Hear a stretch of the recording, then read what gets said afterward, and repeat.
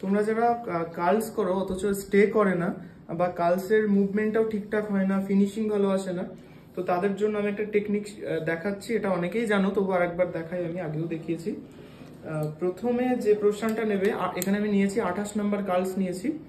এবার কিভাবে করছি প্রসিডিওরটা দেখো। এইভাবে পুরো হেয়ারটাকে ট্যাঙ্গেল ফ্রি করে নেবে, নিয়ে মিডিল পজিশন থেকে ঠিক এইভাবে ধরবে, ধরে এই যে ঘোরাবে ওপর দিকে দিয়ে এটাকে একটা ফোল্ড করবে।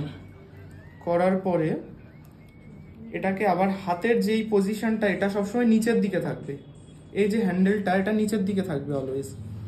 এটা এবারে চাপ দেবো, একটু একটু করে চাপ দেবো, নিচে নামাবো, আবার একটা ফোল্ড দেবো, পুরো একটা রাউন্ড ফোল্ড, আবার এটা হাত দিয়ে চাপ দেবো, দেওয়ার পরে আবার নিচে নামাবো, আবার একটা ফোল্ড দেবো, আবারও এটাকে প্রেস করে করে করে করে নিচে নামাবো।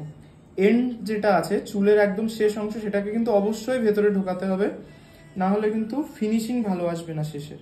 এটাকে আবার একটা ফোল্ড দিলাম, দিয়ে এন্ড করলাম একদম। এন্ড করার পরে এটাকে পুরোটা ফোল্ড দিয়ে এখানে আমি হোল্ড করব।